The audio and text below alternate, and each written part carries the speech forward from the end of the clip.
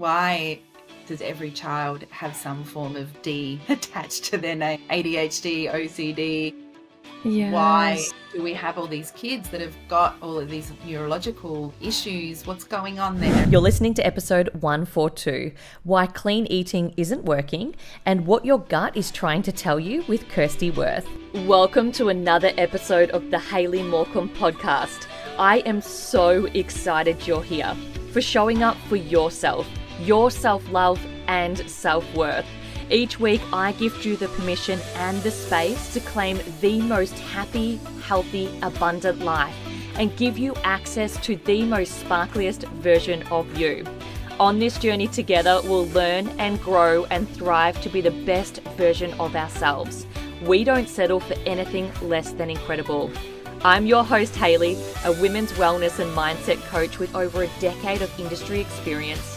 I'm the founder of my signature program, Naturally Well. I'm a writer, a former radio host and journalist, and all-round wellness guru. I'm a mama to the most divine little girl and a fur parent to a cheeky little cavoodle. I am so pumped to take you into another magical episode. Are you ready? Let's go. Today's episode is such a powerful one, and I'm so excited to introduce you to the incredible Kirsty Wirth, founder of Kultured Wellness.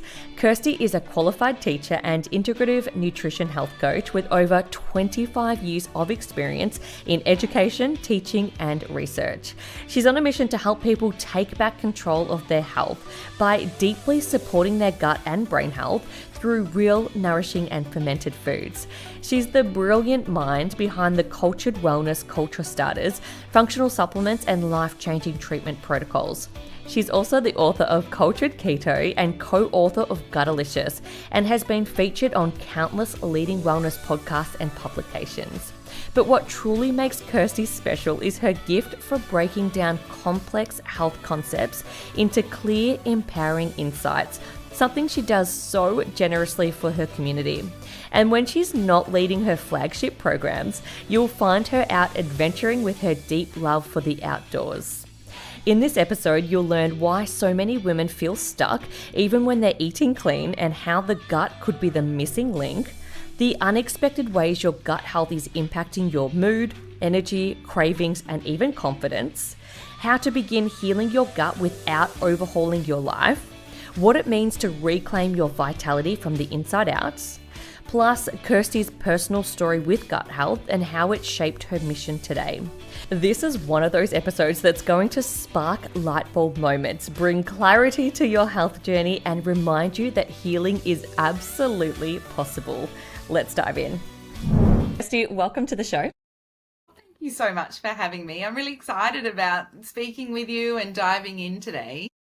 Yes, me too. Let's get straight into rapid fire questions to set the mood. I always like to shake things up and have a bit of fun on these podcasts. So if you could swap lives with anyone in the whole world for a day, who would it be and why?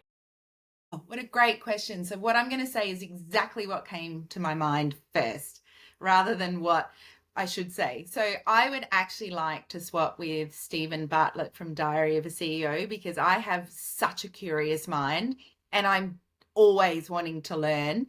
And I would just love to be with people all the time, learning. So I would swap with him for a day. That is such a great answer. His podcast is amazing. It's so much knowledge and wisdom. Yeah. And I love that you went with your gut instinct. Yeah. There's a few other ones I would have been like, oh, yeah, that too. But that was the first thing that came to mind. I love it. It's so unique. Yeah. What's the first thing you do in the morning to start your day on a positive tone? I regulate with my kids. So I have learned over the years that it doesn't matter what the morning routine is. If I'm looking into the sunshine, or if I'm meditating or doing a sauna or doing an enema or going to train, it literally does not matter if my kids aren't co-regulating with me, because the day will just unfold in not the best way. So I just check in and make sure we're all regulated, we're all connected. Then I will go to all of my toolkits for how I'm going to start the day. Oh, I love that. What's your tip? Like, what do you do to help regulate or co-regulate? So sometimes, they'll wake up and they're ready to go. they're happy. And so it's literally like a bit of a check-in, cuddle, how was your sleep? And that moment just to deeply look into their eyes and I got you for the day, and just to check in. And then sometimes that's just enough, and then other times, it's on. And so we'll sit and we'll have a cuddle, we'll stop, and we will, like, I'll just make sure I understand where they're coming from, give them that support and energy. Most of the time it's just cuddling on the couch, or if they've had a hard night, not so good night's sleep, I'll be like, look, I'll do the lunchbox today, or can I help you with your breakfast, or I think you need some protein, let me make you a big breakfast, and all those kinds of things. So just checking in and making sure that they don't need more scaffolding and more help, because it really helps my day if they're balanced. It makes a huge Yeah. difference. I love that so much. How old are they? 15 and 17 now. So I still touch base and still have that regulation cycle with them. I love that. I guess it was older when you said need to help with making the lunches because Well, no, I'm still yeah, I'm still doing lunches. yeah. Well, no, still, like, I don't know. It's almost like as they became teenagers, I needed to help them more because I'll get to it. Or you kind of expect that they're all over it because they're getting older, but they've got more things on their mind than, like, should I have this for lunch and what would be in my lunch boxes? Yeah. Oh, that is so Yeah, yeah. good answer. If you could choose one superpower to help you in business or life, what would it be and why? Very balanced gut microbiome that produces lots of short chain fatty acids that gives me truckloads of mitochondrial energy. So my brain is really balanced and my nervous system can regulate the complete onslaught that happens when you run a business and just doing life. So when my gut's off, or if I'm not eating as well, or something's out, my business decisions are poor, my general life decisions are poor.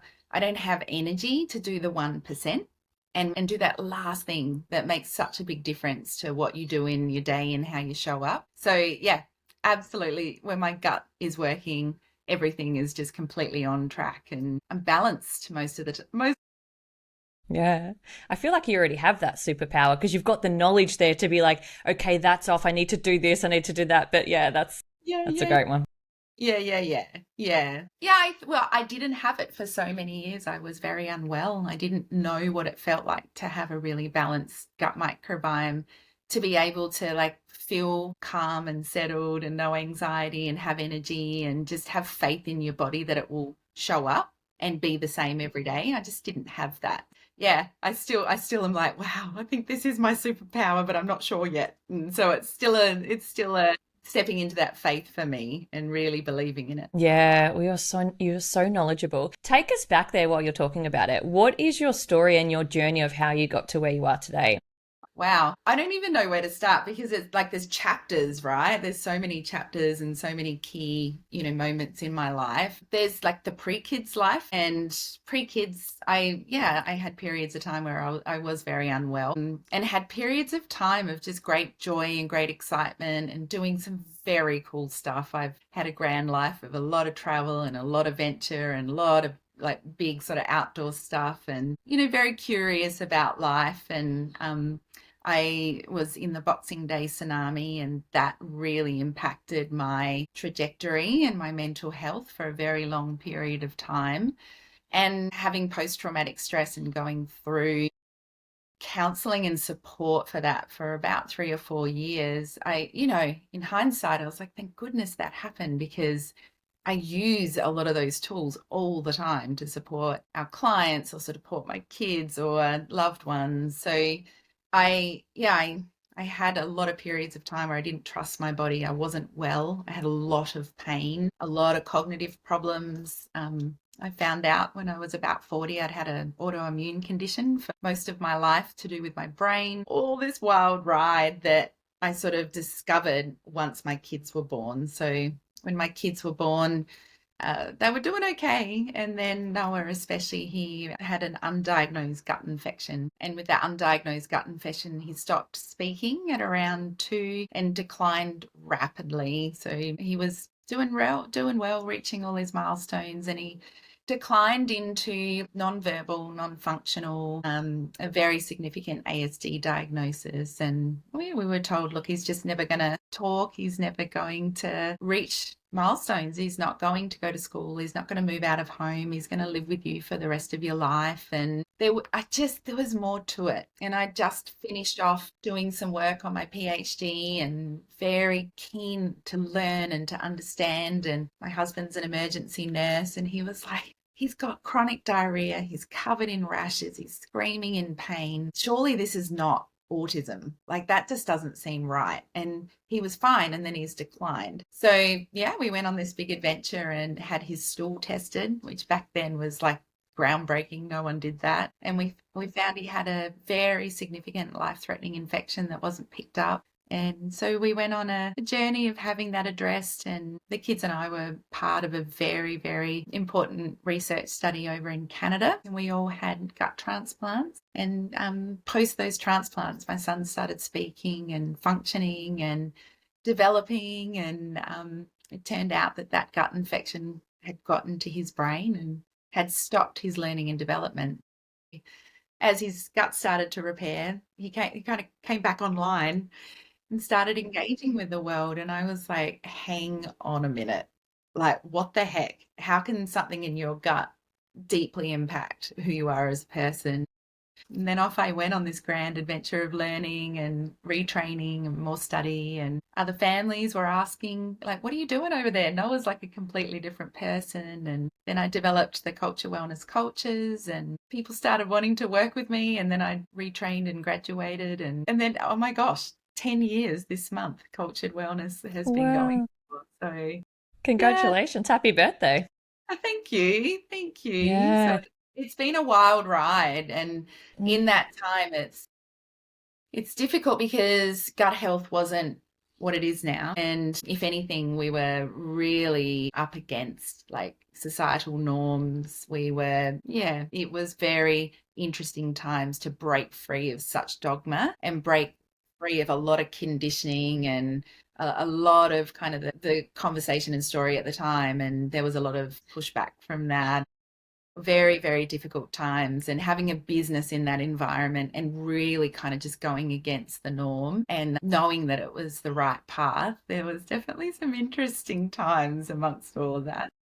Yeah, yeah, mother's intuition as well. Like, I love that you kept pushing forward. And like, yeah, you said you got that kickback, and particularly in like obviously the industry or the Western medicine that you were in, and that's so beautiful. We're so lucky to have it, but it's like either one or the other, really. And yeah, I love that you kept pushing through that. And I had full body chills when you were talking then of how vastly different, and how he was healing from, simply from the gut.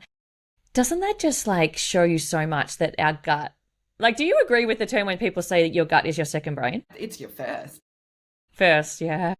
Yeah, because, I reflect back on moments in my life, and I certainly can see it with my kids. And then obviously we are blessed to treat thousands and thousands of people at Cultured Wellness, and you see their gut come back online, and they're just this, like, they've got joy, and the way they perceive the world is completely different. They don't feel threatened. They don't feel like everything's coming down on top of them or there's no hope. They just literally bounce out with a whole different frequency and energy and hope and approach to their life. And you just can't imagine it until you see it happen in someone, and you're just like, microbes are that powerful. It's quite amazing.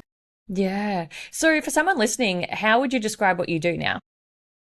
Good question. So at the base, we treat people for gut imbalances and gut-brain connections. So we support people to really understand, number one, so that deep inquiry, like, what the heck is going on with me? Why is this happening? So we do a lot of very comprehensive testing, a lot of investigation, a lot of deep work, sitting with someone, understanding their timeline, their history. And then from there, through that testing or through that history, we sit with them. So there's a lot of care, a lot of consulting, a lot of education.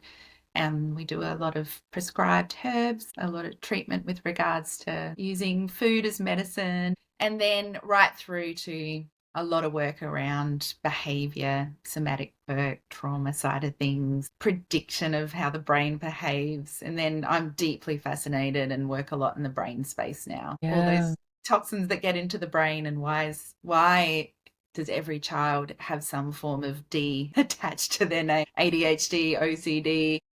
Why Yes. do we have all these kids that have got all of these neurological issues? What's going on there? And we know it's this gut brain connection, but why is the brain so leaky? Why is it going offline? Why is it going into this really scared state where it can't regulate and it can't perceive the world and it can't learn and it can't be resilient? And then, yeah, how does that work with infections and that deep gut issues and immune responses? So, yeah, I suppose you'd call us like a naturopathy clinic that's got, we've got our naturopaths and we've got our nutritionists and we've got our nurses and our clinical care team. But in the end, we want to help people unravel their patterns, their behaviors, their gut microbiome, and rebuild it again. Yeah, that's right. I would imagine you would still, I feel that people just take their symptoms as normal, right? Like, it's okay. I just feel bloated at the end of the day. I'm gassy after I eat. I've got indigestion, like all of those things. You would see that a lot. And that's obviously not normal. Gosh, like even with my journey, like when I was like around 30, I was covered in acne and I was having 6 Panadol and 6 Nurofen a day, two during the day, and just pain. Like I was racing mountain bikes and climbing a lot then and doing a lot of sport. And I was like, oh, I've just got pain because I'm doing lots of training, bloated all the time. I just get acne. Like not once was I like, that's actually not Why? okay. And why? And holy smokes, I shouldn't be taking these medications. Like I remember being in that moment and not even having an inquiring thought about, is this cool? Should I be doing that? So people Yeah. literally like, oh, I'm in perimenopause, I'm bloated. Or yeah, I'm stressed and so I'm bloated. Or I'm not sleeping very well, so I've got diarrhea. And that's that. Yeah, just kind of like, oh, well, it'll resolve itself eventually. And yeah, and that's that advocacy for self and respect for self. We've lost a lot of that over the years and wanting more for ourselves. Yeah, that's right. What are the subtle signs and symptoms of someone who might start to just say they want to start improving their gut health and maybe they go out and start on the sauerkraut or they start on the kimchi straight away and they actually do start to get even more indigestion and more Yeah. bloating. Can you talk us through how that happens? Because I feel like when they go to the supermarket or you see the new kind of latest foods and you're like, that looks great, but not really thinking about what the actual core issue is. Yeah, yeah. It's like anything. If you look at the environment, so nature is the best way to look at anything, because it will give us that understanding and it give us that reasoning. If you've got a lawn or you've got a pool or if you've got an ecosystem, if you go in there and make a change, it will change the whole system, either better or for worse. So, if you've got this beautiful lawn and it's covered in weeds and you go in there and you start to put some extra supports in there to get rid of those weeds and grow nice lawn, there's going to be all this change that's going to happen to get to having this beautiful lush lawn that you can play cricket on or whatever you're going to do. And our body's the same. If you go in and make change, there will be some form of either bloating or gas or changes in your cognitive function because you're changing your homeostasis, you're changing how your body is behaving. And a lot of the time, yeah, you add some sauerkraut in, it's going to change your pH in your gut. It's going to add beneficial microbes in. And anyone that's living in there that likes a different pH that's not so good for you, or anyone in your gut microbiome that, is going to basically die off if you put in some probiotics in there, they're going to like have a word about that. And they'll release things like Yeah. ammonia or LPS or different types of histamines they'll release that when they die off, and then our body has to process that, and sometimes that feels off and our liver won't work or our gut microbiome can't handle it as well, but we're making the steps forward. But I think the issue is, in my grandparents' time, the homeostatic set point of their gut might have been here, so a bit of wobbling on either side didn't really mean much. Mm. Whereas now, because of how the environment is now, people's homeostatic set point of their gut is here. So any wobbling is significant to your day and how you're feeling. We just don't have that resilience. We don't have that elastic band of great health, great gut microbiome, mitochondrial resilience. So anything we do feels massive because we just don't have that breadth anymore. Yeah. So you stick with it. You keep going. Yeah, I mean, obviously you're making great choices sticking with the bottle of wine each night. It's probably not so good for your microbiome. But if, if No. you're sticking with beneficial fermented foods and, all those kinds of things, then yes, it's just like flexing your calf muscle. You got to keep working at it. Otherwise, they're not going to be robust. Yeah, I love that so much. Talk us through fermented foods and how they work. Because Yeah. I've experimented. This is how I actually reached out to you to become a guest on the show. I was moving house and I picked up one of your really old ebooks. I'm talking, I may have bought that 7 years ago or it's something like that. It was a really long time ago, and you had this book and I saw it and I was like, Kirsty Wirth, and I was like, yes, I remember this book and I've still got it. I printed it out and I had it bound, and it was so cool, and it was about making your fermented foods. Yeah. Yeah, the start, yeah, exactly. And there were so many different variations, and I think it's there are so many options. Yeah. Yeah, talk us through how they work and how you can ferment foods.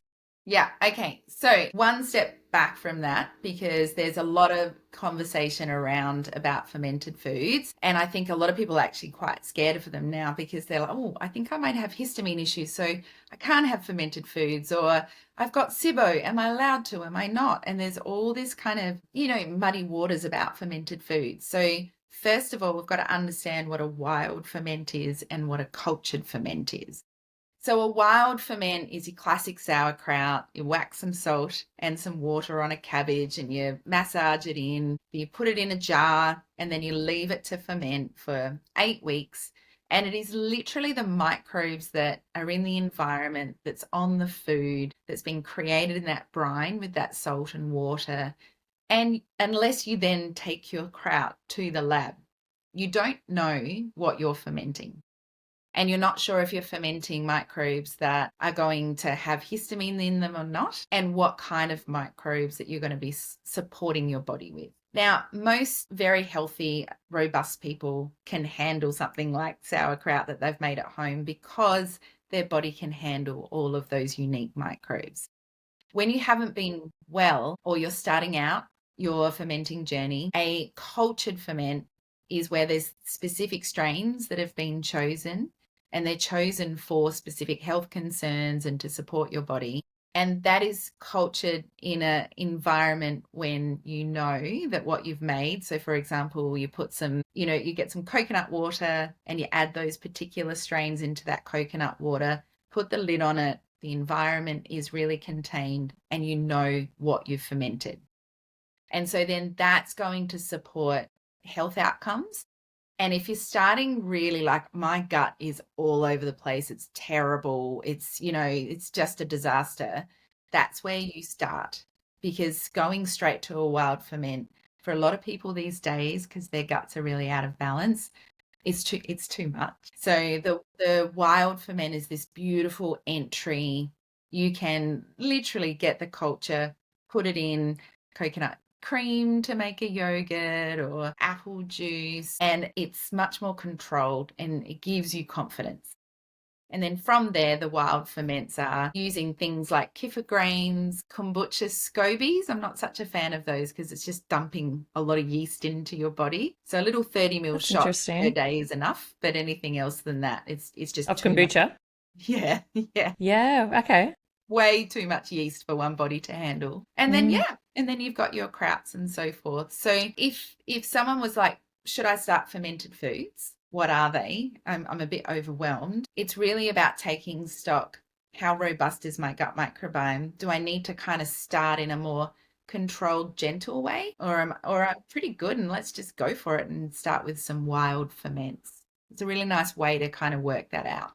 Yeah, that is so great. And such like yeah, it's an easy way to look at it because I mean, when we talk gut health, right? The marketing behind it is just wild. It is so wild. And I'm sure you could talk all day on that. Apart from the fermented foods, is there anything else that we could be doing for our Yeah, like basics, absolute basics, like what you drink in a day, what your water makes or breaks your gut microbiome. So before you even get started on fermented foods or anything, it's what is the quality of my water? So our bodies are made up mostly of microbes. We're only about 20-30% DNA, and the rest of it is literally microbial community.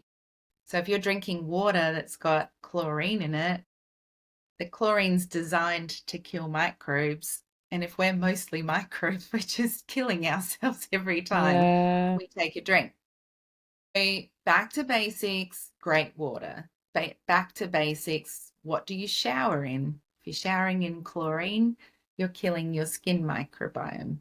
So real basics like that. And then other basics, we gather microbes from the environment and fermented foods. So the best place to start is go for a bushwalk, go down to the beach, go and sit in the park. We literally breathe in those microbes from those natural environments. So if you live an indoor life, it's going to be very hard to have a robust gut microbiome.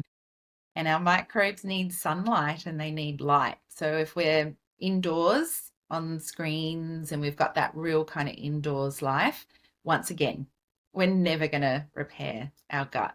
So I think everyone goes for the powder or they go for the probiotic or they head off to the chemist and they're like, this is it. This one is the one. Yeah. But they'll drink the probiotics down with tap water. You know, like, And then sit inside all day.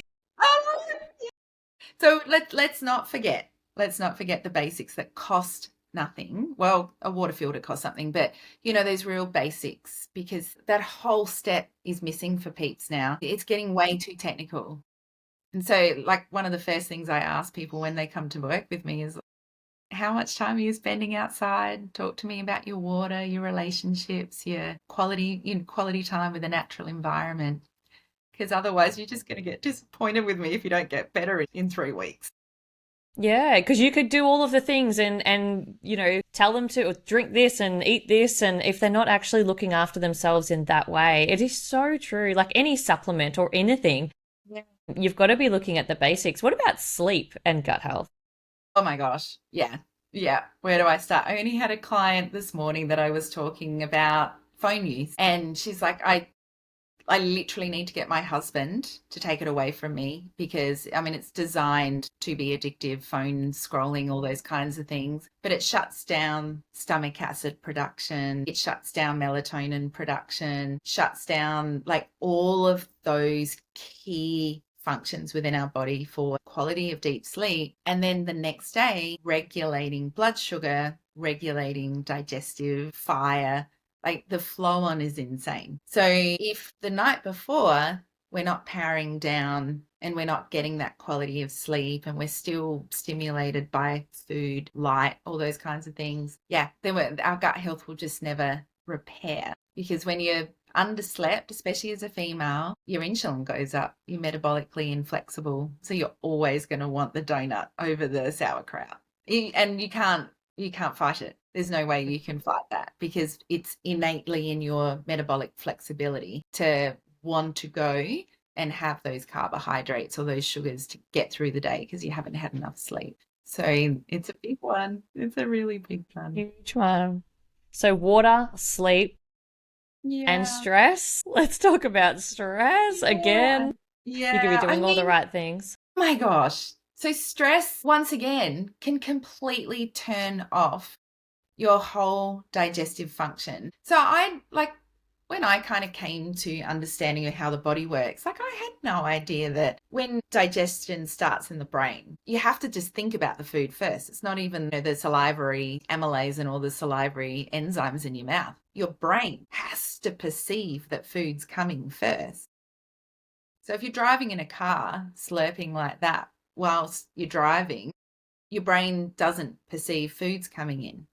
And so therefore there's no like enzymes to tell the body, hey, it's coming. Let's This is get coming. ready. Wow. And then there's no enzymes, there's no stomach acid, peristaltic action. We're seeing like, So it starts creating that as you look at it. yeah, So that, yeah, wow. Is that why sometimes you can look at food and go, well, that's going to make me sick? Or like if I look at cheese, my body does not like cheese. I'm like, oh, I almost feel the sickness. yeah, yeah. Because your body is like, I don't think I can digest that.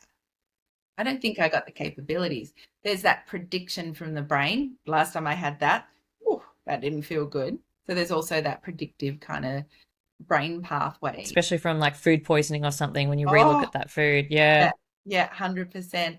But, when you think about the digestive system, it takes 500 mils of blood to go to your digestive system to even digest a meal. So that's going to come out of your brain. It's going to come out of your big muscles.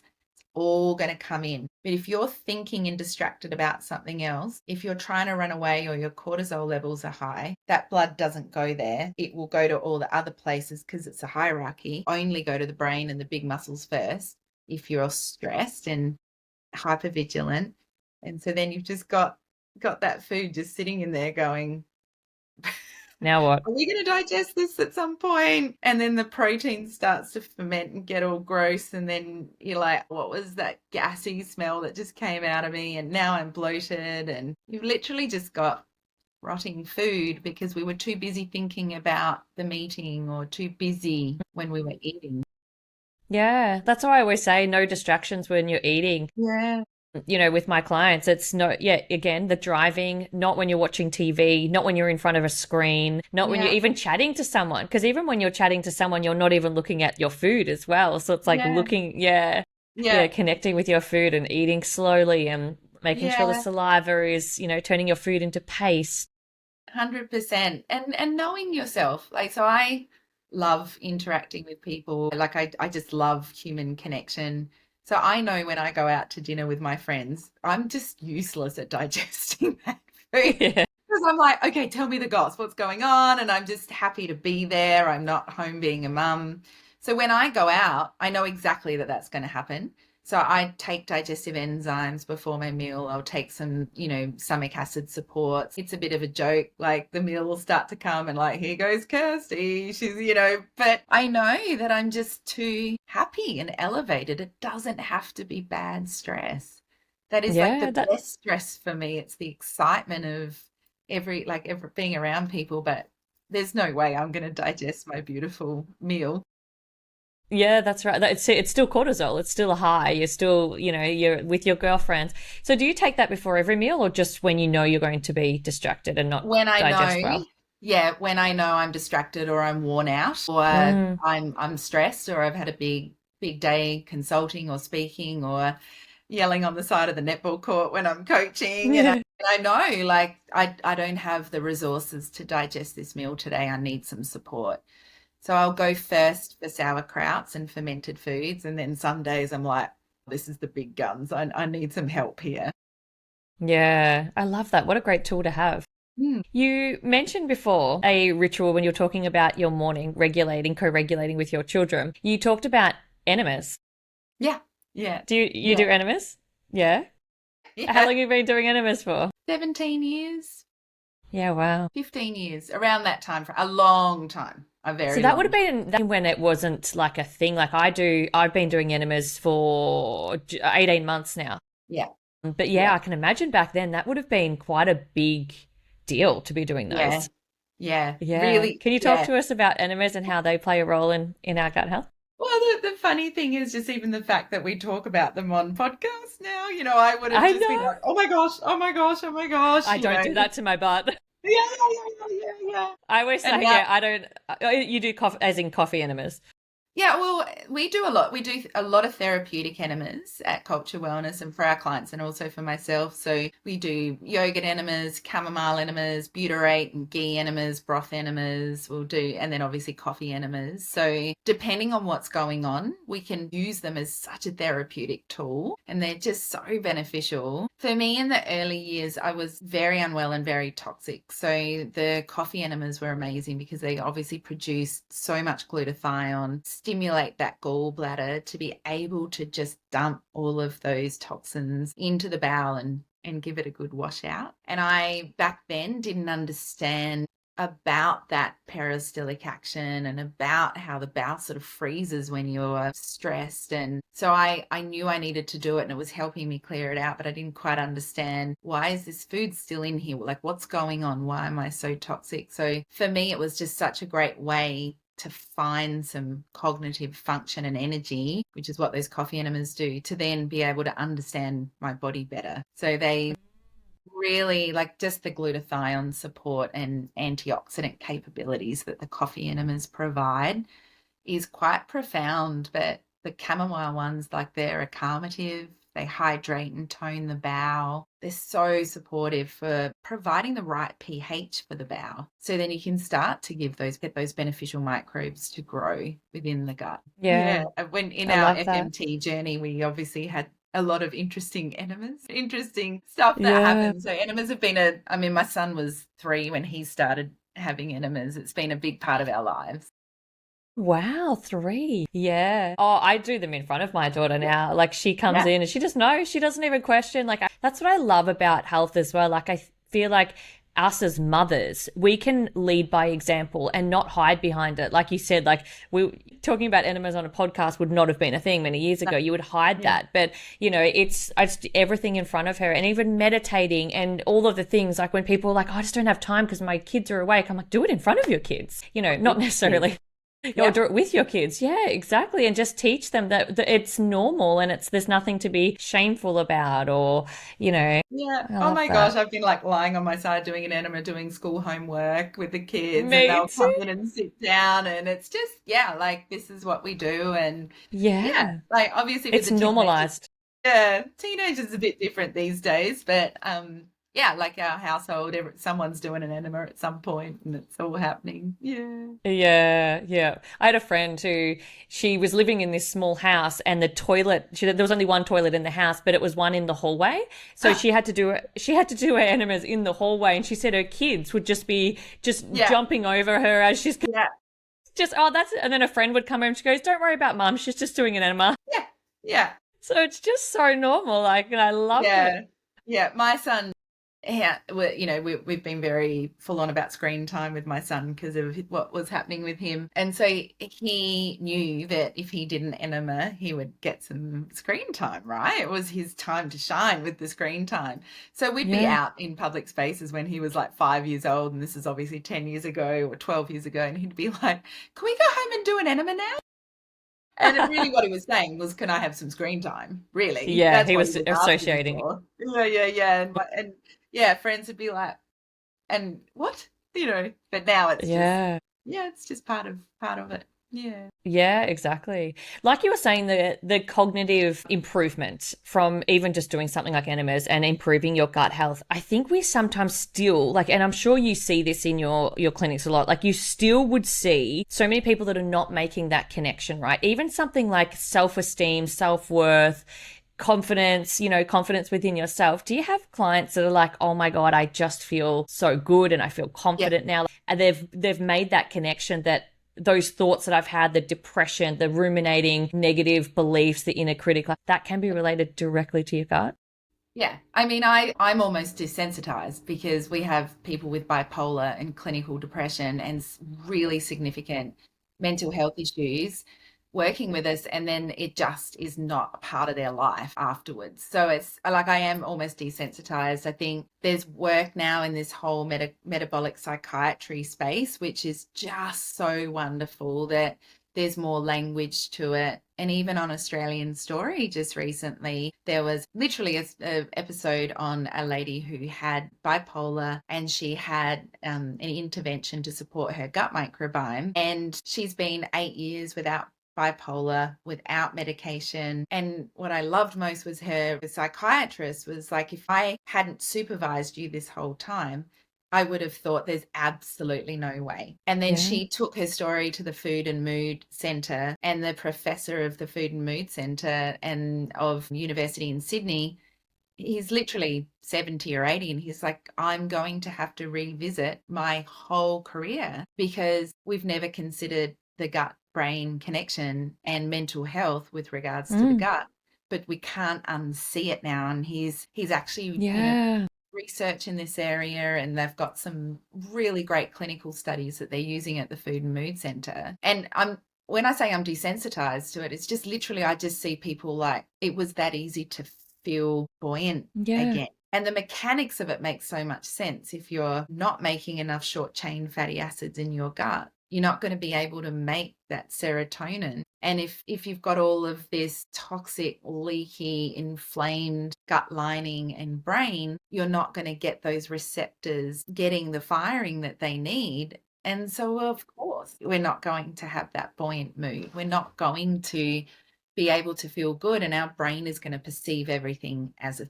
threat, and either fear center or real like low mood and not being able to make, and all of our different types of neurotransmitters. But when you go back and look at those mechanics, the pathway is really clear. That is how you make neurotransmitters.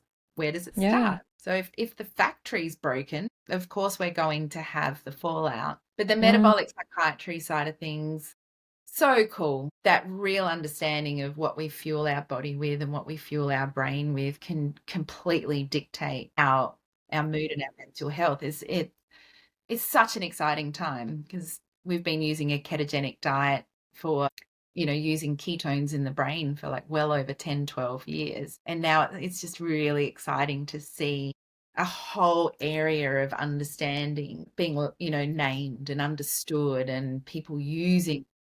Yeah, and it's just protocols we've used for years, but I just love like metabolic psychiatry. Oh, I understand. Mm.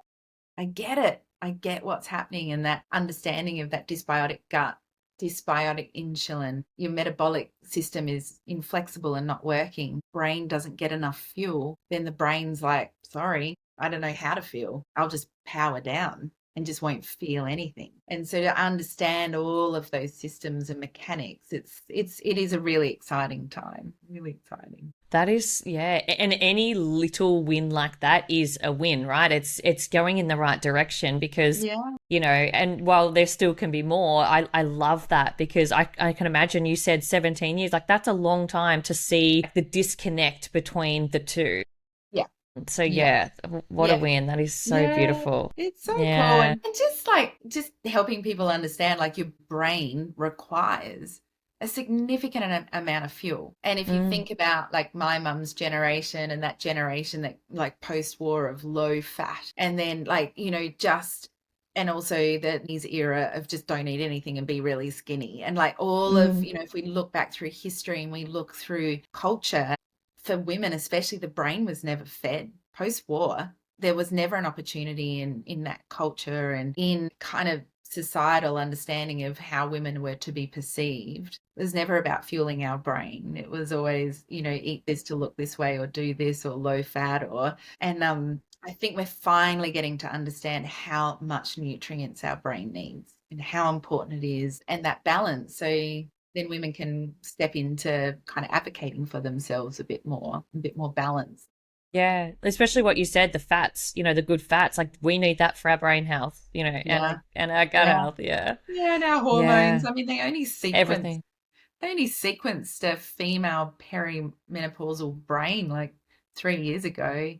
Hadn't been done before. So it like, what? Yeah. Hang on a minute. Hang on a minute. The Yeah. researchers were posing a question. Why do females have more Alzheimer's than males? Like, what's going on here? And then they couldn't work it out, and they were doing all this research study, and these beautiful uni students were collecting data as part of a research project, and they came running into their supervisor saying, we couldn't ask this lady any questions. She just kept saying she was so hot, and she had all these hot flashes, and she just kind of melted down, and she couldn't answer. She couldn't actually respond to the question. She was so not there. And the students, obviously they're 20, they didn't understand. And the supervisor's like, well, I think that's called a hot flash, and this is what's happening. And then she went, I'm going to go look at a brain going through perimenopause. Neurally, the brain prunes right down at that point for the third time in a female's life. Men only prune once, we prune multiple times. and just no research on what happens to that brain and why is that and what's going on. And then there was just this explosion of understanding how hormones impact our brain health and decline as well, and then how that gut plays into that. And it's very exciting to finally have some data from a female perspective on the brain. 100%. Again, another win, another Yeah, win. 100%. Yeah. And you'll take it. You'll take it. I'd love to know, what is one wellness trend, or multiple, or piece of advice that you wish would just like disappear? Go away. That you hear all the time when it comes to, gut health. I know one of them, like you've already said in the chat before, was the kombucha. That was surprised me amount that so many people drink kombucha, right? Like it's everywhere now. Like it's in service stations. It's everywhere. Yeah. Yep. I wish that one would go away. And then But just a small amount, right? Still have it, but small amount. Yeah, so the amount is dependent on, well, if you fermented it at home yourself and you did a double ferment, and it wasn't out of a can that had sugar and erythritol and all of those additives to it, excellent, have your 30 mils. But most of the ones in the shops have all these additives and all of these different types of sugars. And unfortunately, sugars that don't technically have sugar in them, but they're sending the same signals to the brain that sugar's coming.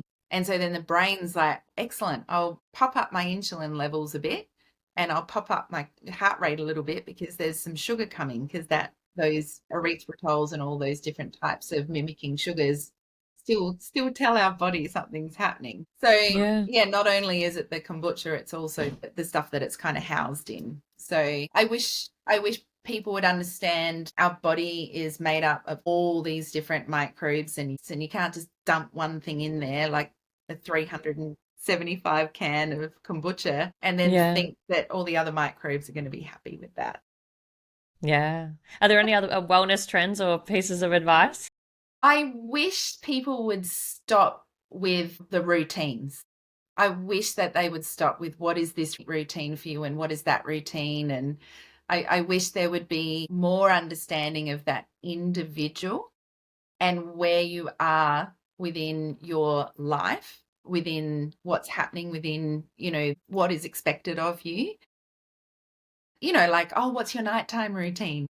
And it's like, but that'll change every night, because I'll have netball on Tuesday nights and I come home and I'm wired as, because I've played a 7:45 game, and my nighttime routine will be completely different than another night.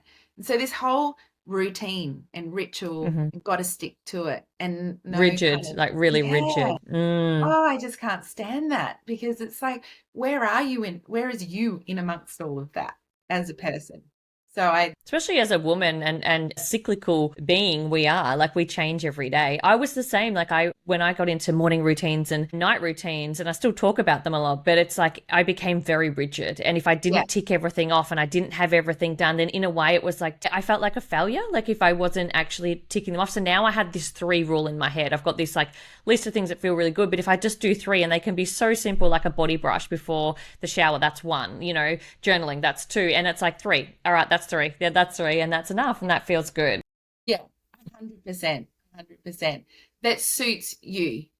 In your daily life. The other thing that I wish would go away is that if you've got SIBO, you can't have fermented foods. I wish the whole SIBO picture would go away, because we've really moved past that. So if someone's saying I've got SIBO or SIFO, which is a small bacterial intestinal overgrowth, or a small bacterial fungal overgrowth, let's go a next layer and like, who's causing that problem? So is it Citrobacter, or is it some, H. pylori overgrowth, or is it a methane Smithy bacterial infection? That's what's releasing the methane, or that's what's releasing the hydrogen sulfide, not I've got SIBO, because it tells us nothing. And then people are going on these really restrictive diets, and it's not actually solving the problem. It's just, let's go on a restrictive diet. So yeah, we can progress with the testing and the understanding and the knowledge to not have to do massive, I think I was FODMAP's diet for 5 years or something. I just destroyed my gut in the process of being so restrictive. And if only I'd known the infection that was causing it and treated that, rather than I can't have apples, like all these kinds of things. So yeah. The individual. Yeah. by Yeah. individuality. Yeah, Yeah. instead of, it's like you said, it's like going to going to find the supplement and you don't really know the whole picture, and it's Yeah. like, this is the one, this is gonna Yeah. fix me. Like, it's like you've got to get the data, you've got to do the testing, you've got to know what your body's doing. Otherwise, you're going out there, avoiding things that might not need to be avoided, Yeah. Yeah. Yeah. Like the and that your histamine, body needs. I wish the histamine would go away as well, because, people jump on a call with me and they're like, I've got histamine intolerance. I'm like, okay, excellent. What numbers? Show me your data. Like, let me know like the level of your histamine intolerance. And they're like, oh no, I just I got a rash sometimes when I ate tomato. Like, tomato could have had glyphosate on it, for goodness sakes. Like, let's not call that a histamine issue. Let's kind of have a bigger, broader understanding. Literally, like, do you eat stuff with glyphosate? Because there you go, there's your histamine. Do you have the DAO gene? There you go, that might be it. So let's add some fermented foods in. Or do you have Clostridium difficile, or a Clostridium strain that produces so much histamine into the body? Let's go target that, rather than you cutting out literally all the nourishing foods that you need on that histamine, free diet. Yeah. And we see very sick people come and see us when they've been on the histamine diets for a very long time. And I wish that one would go away. Oh gosh, you've got me started now. I'm like, I know. That's a great answer, or great question and answer to finish with, actually. You've provided so much information. Honestly, I was like, how can we get you back to do another round? But how can we learn more? How can we find more information? If someone's listening now going, oh my goodness, like, I need to learn more about this, what can we do? First of all, I think pause for a minute and understand, why do you want to learn, and what do you actually want to learn? So if you are feeling unwell, the first step is to learn about you, not more information out there, because I can send you off and go and listen to my podcast on histamine, and I've got podcasts on this and blog posts on that, and go and read my book on this and do that. But what's your body up to? So if you've got dysregulated blood sugar, for example, or you think you do, spend that time and that energy understanding your body. So go and get those blood sugars looked at, and then understand, oh, my blood sugars are this. So what do I need to learn about my body to understand about those blood sugars? So we've got to reverse engineer and start with self, as opposed to just like spitfire going and learning, which is what I love to do. I love learning. I love learning. But if it's to learn, awesome. Like, I've got epic podcasts. There's just great books. It's so exciting how much knowledge there is out there. So if you just want to learn, that's one thing. If it's about you, sit with self first and be very specific what you're learning about for yourself, rather than learning about histamines, which is normally what happens. Learning about histamine, I think I've got that, and then and applying it to self, as opposed to, what do I have, what's going on? When I sit with myself for a very long period of time without distraction, what's happening? Because it might be I'm actually not grounded, or I'm not making energy. Yeah, and maybe I just need to go and understand a bit more about mitochondria and energy into the cells from light, and because I just don't have energy. So yeah, that I would literally go right back. Why do I want to learn, and what's it for? So, and then off you go. And then off you go. Yes.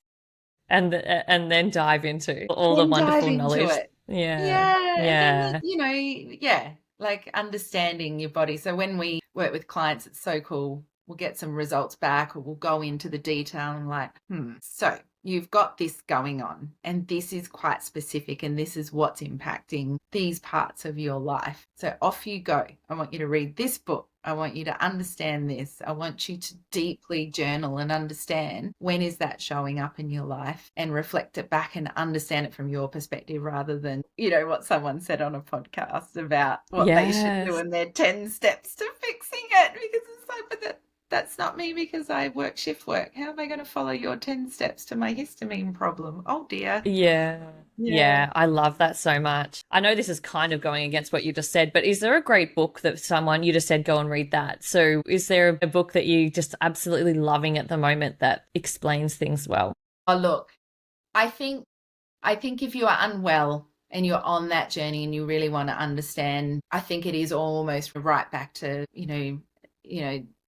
Dr. Gabor Mate's work, or you're going back to understanding things like how to do the work and heal yourself, and you're finding out where are these things coming from.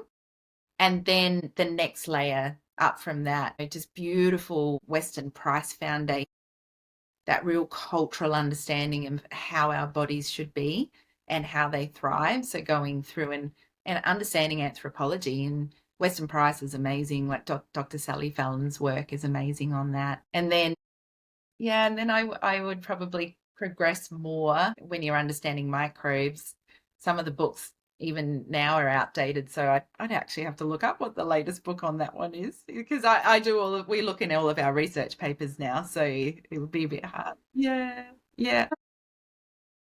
Oh, I read one recently that's a brilliant one, The Wild Creature Mind. That was phenomenal, that book. That made a lot of profound sense about when you just sit with your body and you like use that right brain and you go down and you sense where there's pain. So, got a shoulder problem and you sit with it for a minute and you sense that pain, and he helps to take you through that understanding of why does that pain sit there, and what does it connect to, and gives you tools to sit, and how do you find out? Actually, that was when I had my parents split up when I was 14, and that's where that's coming from. And then probably TJ Power's work about the dose effect, that's probably quite prevalent for your audience at the moment. So the dose effect is the dopamine, the oxytocin, the serotonin, the norepinephrines, and what's happening to all of our neurotransmitters these days with screens, and how are we managing that? Like, what the heck do we do, and what's some tools around that? Yeah, thanks for having me. I really appreciate it.